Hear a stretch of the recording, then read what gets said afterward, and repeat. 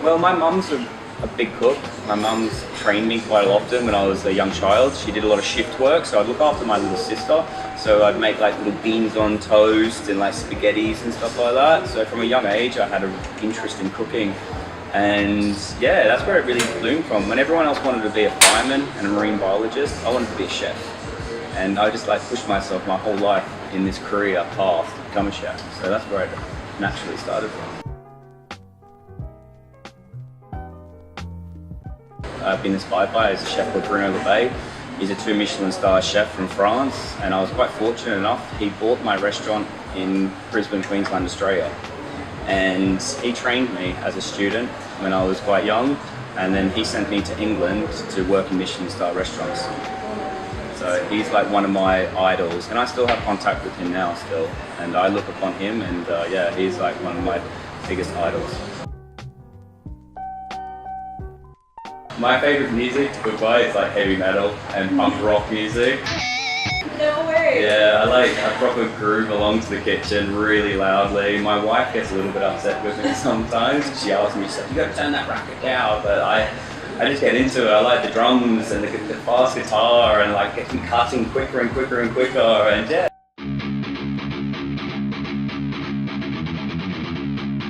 It's a big influence on my cooking as well, so yeah. It's good release, I like to call it, so yeah. The way I describe it to people is we're a fully fresh restaurant that's inspired by cocoa. So, you know, I have a great team. I got, you know, very talented chefs here. Obviously, I'm nothing without my team, and that's what we do. We create classic dishes and difficult dishes and make it accessible to everybody. I get inspired by pictures a lot. I'm a very visual person. I like art galleries. I like going out to shows and stuff. And when I'm on Instagram, I flip through 100 pictures in 30 seconds. I just watch very fast. And that's how I get inspired, just pictures and colours. When writing a menu, I usually draw what I want to do first, and then I put it all together. So I kind of like make the picture and then put it all together after it.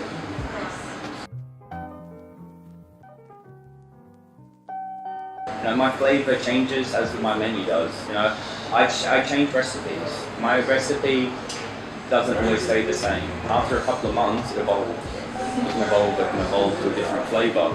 So obviously, because we are a restaurant, we have that freedom to do it. You know, where I don't have a spec on the wall to tell my chefs this is what it has to look like every single day. It evolves. You know.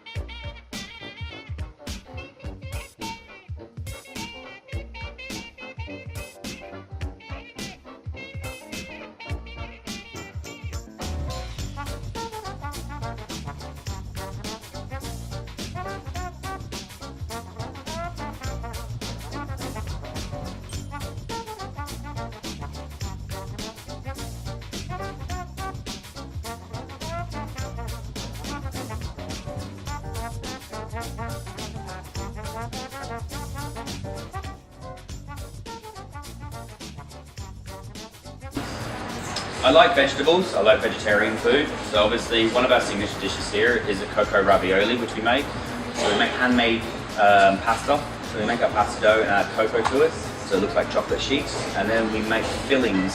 So we, obviously we do a roast butternut squash at the moment with ricotta cheese in there. That's a very good seller here. Obviously one of our other big sellers is our beef tenderloin. We roll beef fillet tenderloin in cocoa nibs, 100% cocoa nibs. And then we let it marinate for about 3 days. Shaved Thai prawn salad. So this is another thing. So this is something I was thinking about. Whenever you eat a prawn salad, you always have someone that eats all the prawns first. So we buy big U10 prawns and we shave them, like as you would like dry cured meat. So we shave the prawns so it goes through the whole salad. So no one can be greedy to pick all the prawns out. And that's another signature dish for here as well. Because It's a normal salad, but just thought a little bit differently. So yeah, there's 3 for you.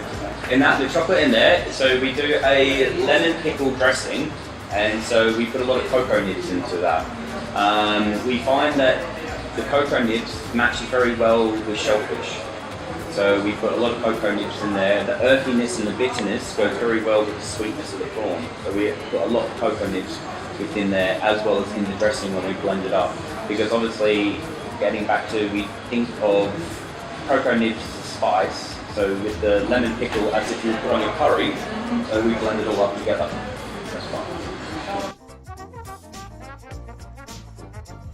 I treat herbs as an ingredient, not as a speciality. I use a lot of herbs in my cooking. My chefs realise this as well.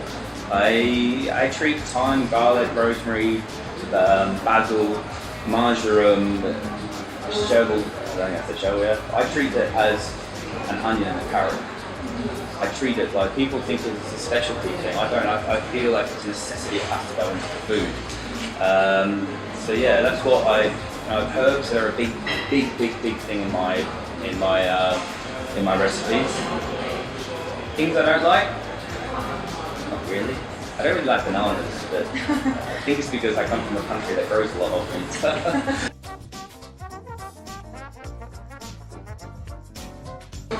I cook a lot at home. I always cook at home actually.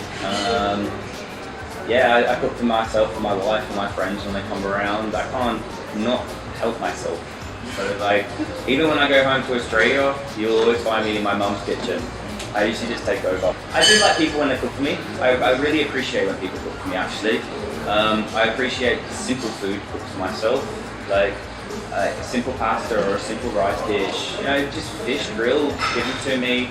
It's the gesture I find that I like. A lot of people are afraid to cook for me. And that's yeah, exactly. But I tell them don't think like that. Just you make me something simple, and I'll be very appreciative of it. And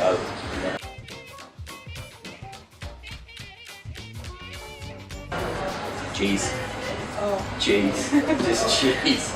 Cheese on anything. I love cheese. Like you could not imagine. I think cheese on anything makes it better. Like all cheeses. Cheap cheese to expensive cheese, I eat cream cheese out of a jar on toast, and I'll buy 200 dirham a kilo cheese, and I'll do the same thing and put it on the same bread, and I still appreciate it. But yeah, cheese is definitely my go-to. 100% cheese, yeah.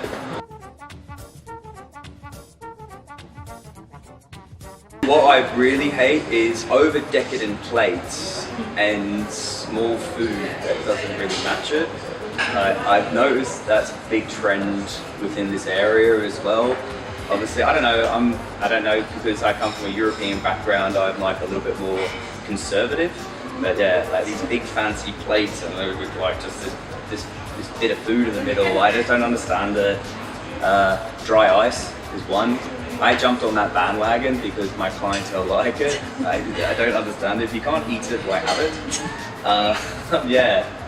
But that's pretty much it.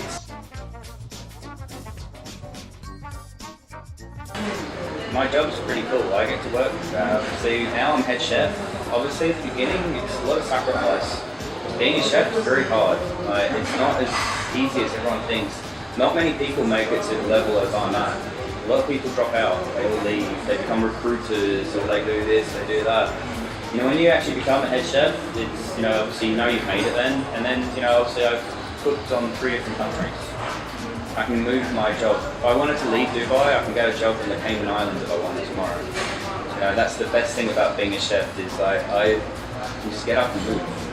That's what I really like about my job. I wouldn't say we're in demand, but people like a chef that's moved around because you bring something new to a new area as well.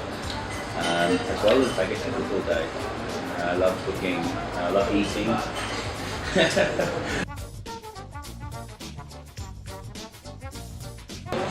I'm going to be really greedy and say I would like a 2 kilo ribeye steak. I would like a Galloway shorthorn cow, and I would like it aged about 35 to 40 days, dry aged. trimmed well, seared, cooked, eaten rare, I mean rare, and a big bucket of Coleman's mustard and onions, and that's it. No cocoa. No, it would just be a big pile of meat with mustard and onions, and that would be it. And I would, that would be, if that was my last meal, that's what I would have.